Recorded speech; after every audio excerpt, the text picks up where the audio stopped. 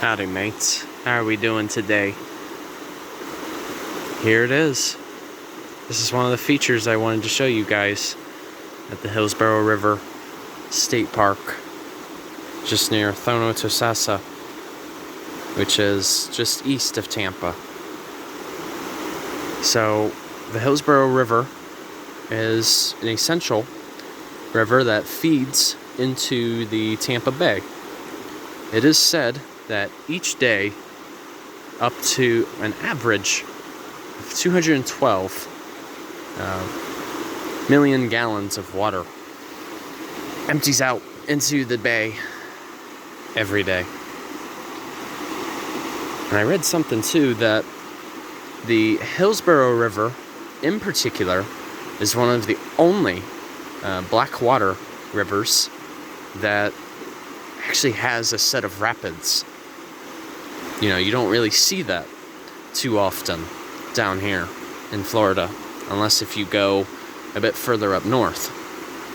So to really see something like this is an absolute pleasure. It brings a smile to my face, just because it reminds me of, you know, being back in my original homeland of the Buckeye State. So it's good to see that Florida even has something like this, which, quite frankly, I was under a lot of impressions that there wasn't. But some of you may be wondering, like, how is it that there are rapids here? Well, there's a couple of different reasons. For one, you literally have rocks or boulders that have broken apart, which here in particular, this is known as Suwannee Limestone. So in a sense, you know, seeing this little patch kind of reminds me of Clifton Gorge. You know, one of my homes away from home while I was going to college. It's essentially a very similar type of rock. Well, it basically is the same type of rock. Rocks are usually named according to location of where they are. So that being said, you know, this particular patch has seen a lot of erosion, and so that bedrock had a chance to be exposed. And for another, there is a little bit of sloping too in this river. So there is a slight elevation change, whether it's just an inch or even 3 inches, if not more. So when it comes to Florida's topography, which is relatively flat, if you change just a couple of inches, it really makes a difference. And we already know that in terms of all the ecosystems that you'll see in Florida. It's crazy. Because, like, when a lot of people hear the term elevation in Florida, a lot of people laugh. Like, what? There's no such thing. Actually, yes, there is. It's just a little more what you call subtle. But typically in, you know, a bedrock stream, here you actually have this is typically like your rapids or your riffles. You know, this is where water has a chance to receive more oxygen because it's being churned up quite a bit. And, you know, there's a lot that we're not even seeing either below the water. You know, we have all of our macro-invertebrates, whether it be crawdads or even our dobson fly larvae, for example.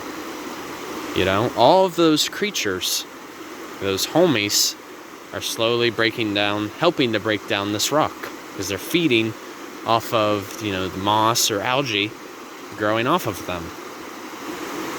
And they help, in a sense, to purify the water. And they're a great food source, too, for our other forms of wildlife, especially fish. That being said, there's a lot that happens that we're not even seeing.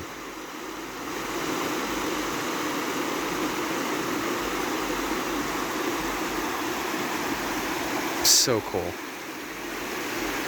But then typically once you pass your riffles, the river enters into a little bit of a run that you can see just over here. So, the water's going at a decent discharge, which is just a fancy term for saying flow. Discharge is always calculated by the velocity of the water times the cross-sectional area, which is then calculated by the depth and the width of the river. So probably here in particular, it might only be, say 50 cubic feet per second. So it's not really that much at all. But it's just crazy to see this. It's just Florida's hardly ever known for this. But you can see we are surrounded by, vegetation such as that of the bald cypress to my right, some cabbage palm that you see right in front of me, and we actually even see, let me see, upon initial glance, this looks like,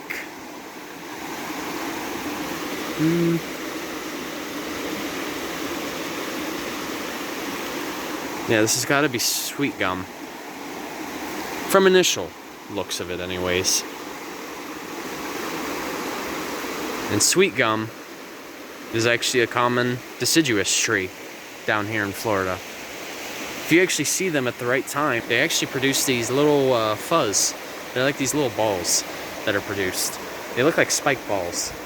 Like when you were a kid, you had like those blow up toys that had the spikes all over them. They were inflatable. You could squeeze it.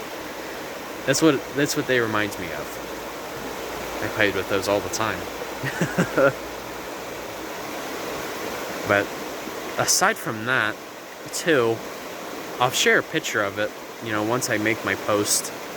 But I know you can't see it too well, but just across from here, over there is a plant that looks a little similar to elephant's ear, for those of you who are into gardening. The particular plant is actually known as taro, and it's actually categorized as an invasive plant. It actually originally came from India,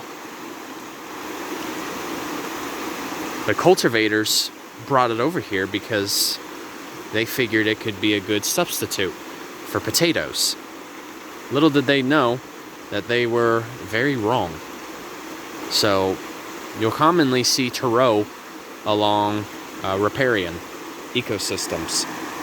Riparian is just another word for saying river. It's a ecological term. So, like I said, if you guys haven't been, you guys should really check it out. This is a cool spot. And this is only just the start of it.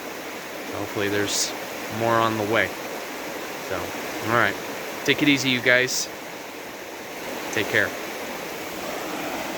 Go out exploring. Keep your sanity. It does for me.